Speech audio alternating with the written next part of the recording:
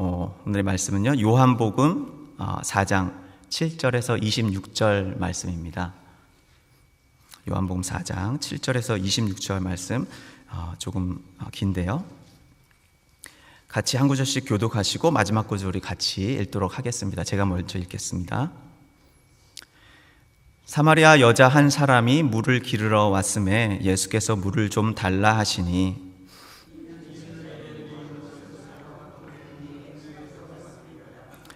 사마리아 여자가 이르되 당신은 유대인으로서 어찌하여 사마리아 여자인 나에게 물을 달라 하니까 하니 이는 유대인이 사마리아인과 상종하지 아니함이로라.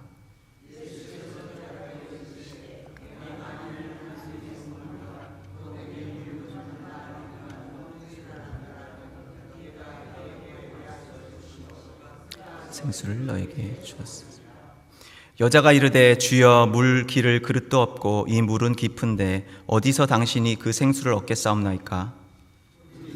야곱이 이 우물을 우리에게 주셨고 또 여기서 자기와 자기 아들들과 짐승이 다 마셨는데 당신이 야곱보다 더 크니까? 예수께서 대답하여 이르시되 이 물을 마시는 자마다 다시 목마르려니와 내가 주는 물을 마시는 자는 영원히 목마르지 아니하리니 내가 주는 물은 그 속에서 영생하도록 솟아나는 샘물이 되리. 여자가 이르되 주여 그런 물을 내게 주사 목마르지도 않고 또 여기 물 기르러 오지도 않게 하옵소서. 이르시되 가서 내 남편을 불러오라.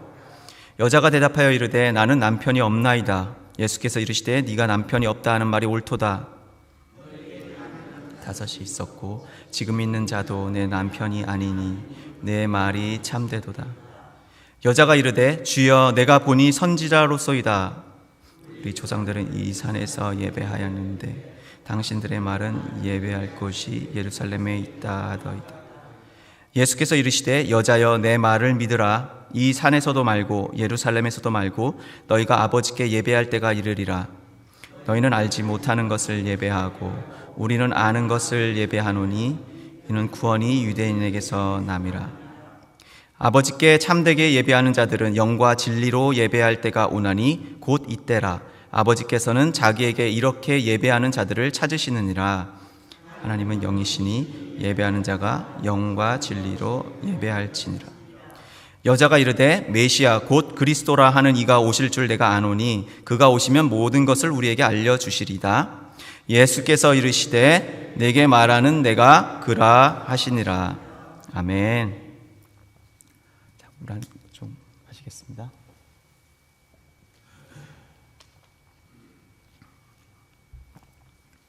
아멘.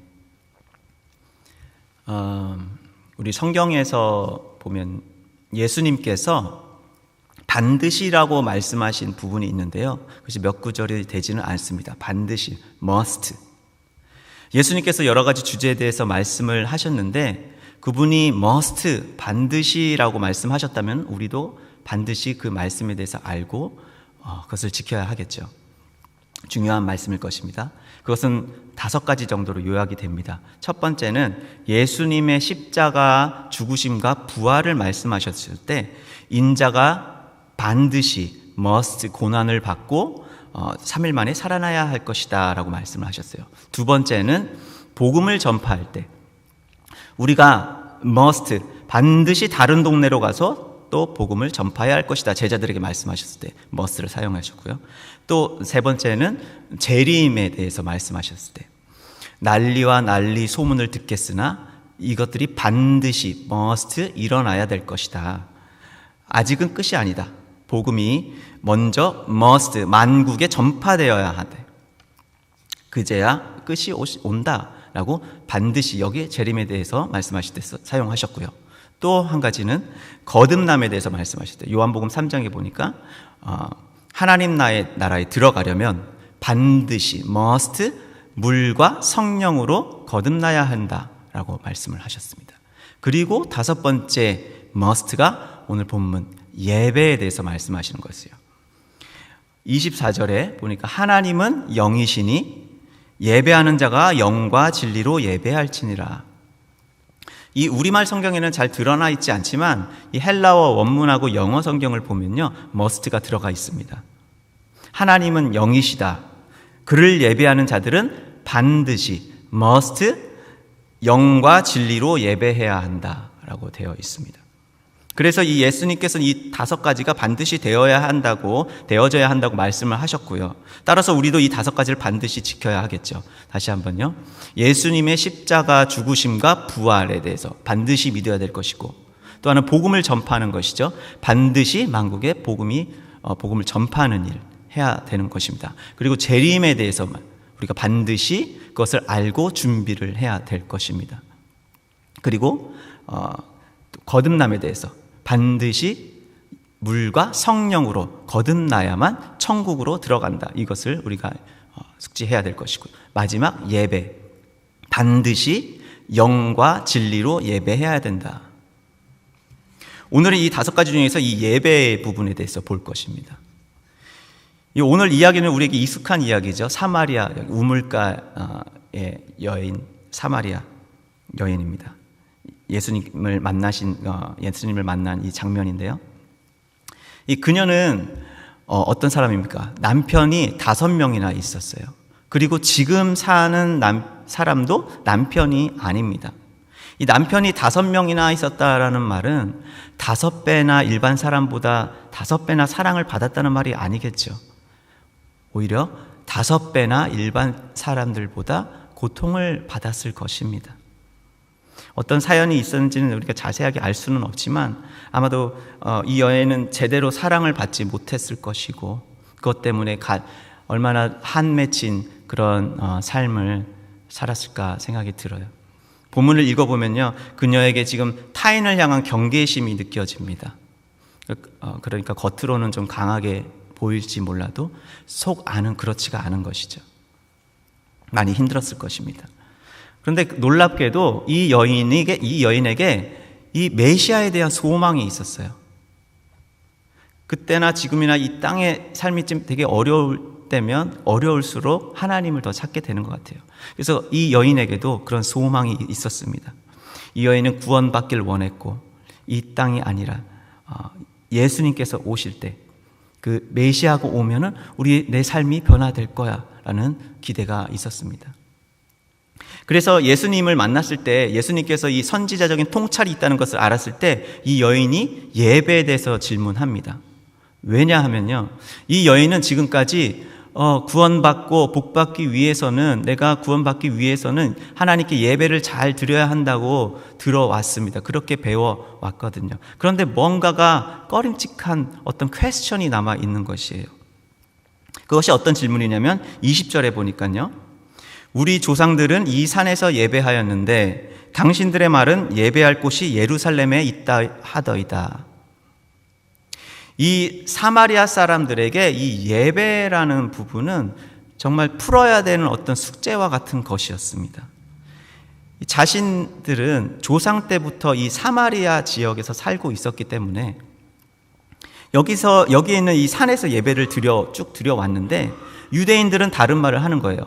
예배는 반드시 예루살렘 성전에 가서 드려야 된다 말하는 것입니다. 역사적으로, 문화적으로, 또 지리적으로도 사실 사마리아 사람들이 예루살렘 성전에 가서 예배를 드리는 것은 쉽지가 않았습니다. 거의. 그렇기 때문에 이 사람들은 사마리아에 있는 한 산에서 예배를 드렸던 것이죠.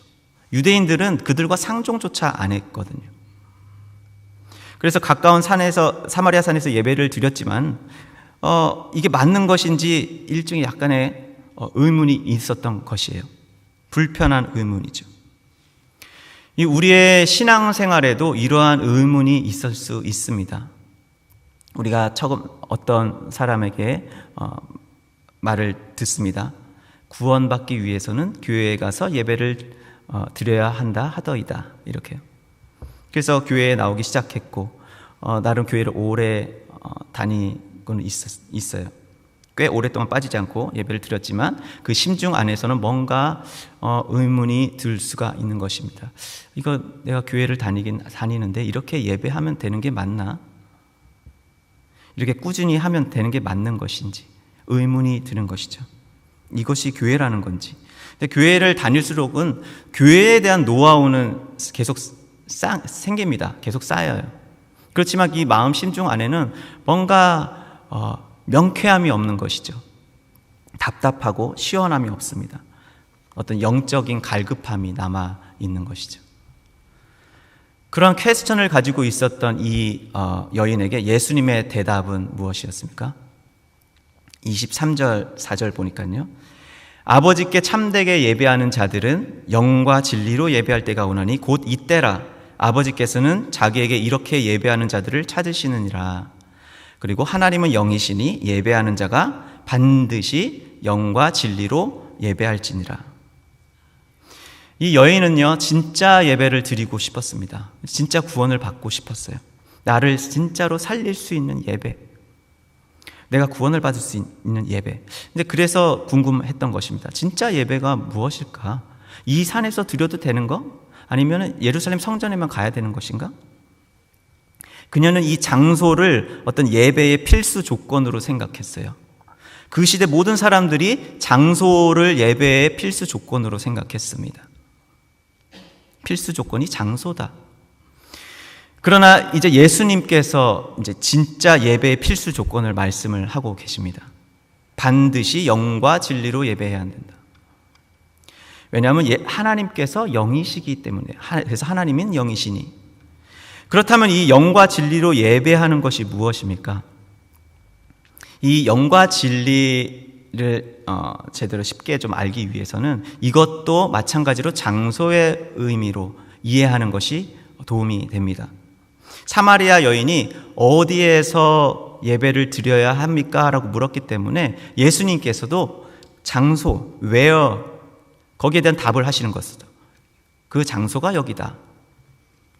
이 예배하는 자가 영과 진리로 예배할지니라 할 때 영과 진리로 해서 여기 전치사가 붙잖아요. 헬라어로는 영과 진리로 했을 때 이 전치사가 en, 헬라어로 en이에요. en, 푸뉴마티, 카이, 알레데이아. 푸뉴마티는 영이고요. 알레데이아는 진리죠. 근데 카이는 end예요. end. 그러니까 en, 푸뉴마티, 카이, 알레데이아. 영과 진리로. 그래서 이 n은요, 어떻게 번역이 되냐면 in으로도 되고 as로도 되고 among으로도 되고 다양하게 해석을 할 수가 있는데요. 주로 쉽게 in으로 해석이 됩니다. 근데 여기 영어 성경에서 다 in으로 되어 있죠. 그래서 우리 신앙을 잘 표현하는 것 중에 하나가 in Christ잖아요. 하나님, 예수님 안에서. 그러니까 예수님께서 지금 이렇게 말씀을 하시는 거예요. 어디에서 드려야 되냐고? 그래, 맞아. 예배는 어느 장소에서 드려야 돼. 그런데 그 장소가 어디냐면 in spirit and truth. 영 안에서 그리고 진리 안에서. 영 안에서 그리고 진리 안에서 드리는 것이다. 그것이 그리고 옵션이 아니고 must, 반드시. 그래서 예수님의 말씀에 의하면 이 사마리아 여인이나 우리나 마찬가지로 예배를 어디서 드려야 되냐면 영 안에서 드려야 되고요. 또 진리 안에서 드려야 되는 것입니다. 먼저 이 영 안에서라는 말 무슨 말일까요? 영 안에서. 여기에서 spirit, 이 spirit은 꼭 성령님을 의미하는 것은 아니에요. 이것이 만약에 성령님이었다면 the spirit 혹은 the holy spirit이라든가 아니면 대문자를 써서 spirit, 성령님을 지칭했겠죠. 근데 여기서는 그냥 일반적인 spirit입니다. 그냥 일반적인 영으로 보는 것이 맞습니다. 그러니까 하나님은 영이시니 영 안에서 예배한다는 것은 내 영이 영이신 하나님을 대면하는 것입니다. 내 영이 영이신 하나님을 만나는 것이죠. 그러니까 내 육신이 영이신 하나님을 만날 수는 없어요. 원리상 영이 영을 만나는 것입니다. 그래서 내 육신이 이 예배당 안에 앉아 있다고 해서 그것이 예배가 드려지는 것이 아니겠죠. 반드시 영과 영이 만나야 예배라는 것이 성립이 되는 것입니다. 이 참된 예배는 나의 가장 그 깊은 중심, 내 영 안에서 드리는 것입니다. 거기서 이루어지는 것이에요. 나의 핵심적인 존재. 나의 깊은 영 안에서 예배를 하나님께 드리는 것입니다. 하나님께서 그 장소를 원하시는 것이죠. 그래서 예배는 영이 살아있는 사람만 가능합니다. 영이 죽은 사람은 예배를 드릴 수가 없어요. 왜냐하면 예배를 드릴 수 있는 장소가 없기 때문이죠. 그리고 우리의 상하고 지친 이 영의 상태로도 예배하기가 힘듭니다. 그럴 때 돕는 분이 계시죠. 바로 성령님. 그래서 우리가 참된 예배, 영 안에서 드리는 예배는 성령님의 도우심이 반드시 필요합니다. 그렇다면 이 영 안에서 드리는 예배를 드리게 되면 어떤 일이 일어날까요? 먼저 첫 번째는 하나님과 대면하는 일이 일어납니다. 하나님을 만나는 것입니다. 사실 우리 구약 성경에 보면은 하나님을 대면한다는 것은 죽음을 각오해야 하는 일입니다. 자칫 잘못하다가 죽는 것입니다. 그만큼 위험한 일이죠. 그런데 어떻게 이 예배가 가능합니까? 바로 예수 그리스도를 통해서, 바로 오직 예수님의 그 이름을 통해서만 우리가 하나님을 대면을 할 수가 있는 것입니다. 우리가 예수님의 이름으로만 나아가야, 그래야만 하나님이 아버지가 되시는 것이고 우리를 만나 주실 수가 있는 것이죠. 그분의 영광을 우리가 대면을 할 수가 있는 것입니다. 하나님을 만나게 되면 우리의 전 삶이 변화가 됩니다. 완전히 180도 바뀌게 돼요. 비로소 우리의 영이 명쾌해지고 흐릿하던 것이 깨끗해지고 만족함이 있는 것이죠. 기쁨이 있는 것이죠. 그러한 예배, 참된 예배 안에서 그러한 일이 일어난다는 것입니다. 두 번째, 이 영 안에서 드려진 예배에서는 우리가 앞으로 미래에 드리게 될 그 참된 예배를 사모하게 됩니다. 앞으로 드리게 될 예배에 대해서, 이 계시록에 그 예배가 나오는데요. 계시록 7장 9절에서 12절인데요. 제가 한번 쭉 읽어보겠습니다. 이 일 후에 내가 보니 각 나라와 족속과 백성과 방언에서 아무도 능히 셀 수 없는 큰 무리가 나와 흰 옷을 입고 손에 종려가지를 들고 보좌 앞과 어린 양 앞에 서서 큰 소리로 외쳐 가로되 구원하심이 보좌에 앉으신 우리 하나님과 어린 양에게 있도다 하니, 이 다음 구절은 제가 좀 더 힘을 줘서 드라마틱하게 한번 해보겠습니다. 모든 천사가 보좌와 장로들과 내 생물의 주위에 서 있다가 보좌 앞에 엎드려 얼굴을 대고 하나님께 경배하여 이르되 아멘, 찬송과 영광과 지혜와 감사와 존귀와 권능과 힘이 우리 하나님께 세세토록 있을지어다 아멘 하더라. 이 예배인 것이죠. 미래에 우리가 드려야 할 예배, 우리가 완전히 영적 존재가 되고 우리의 몸이 새로운 몸으로 변화를 받게 되고요.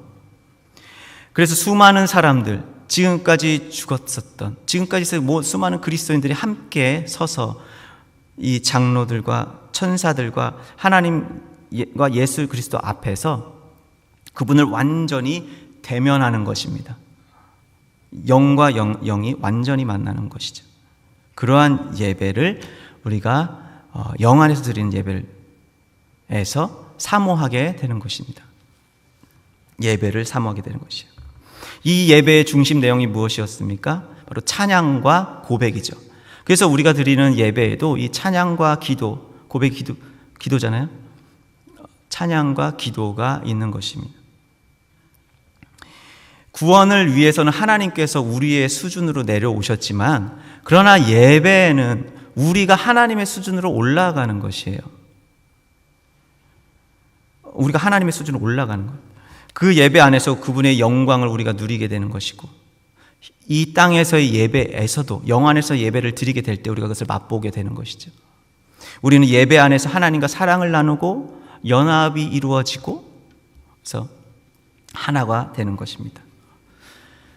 자, 두 번째로 진리 안에서는 무엇입니까? 진리 안에서.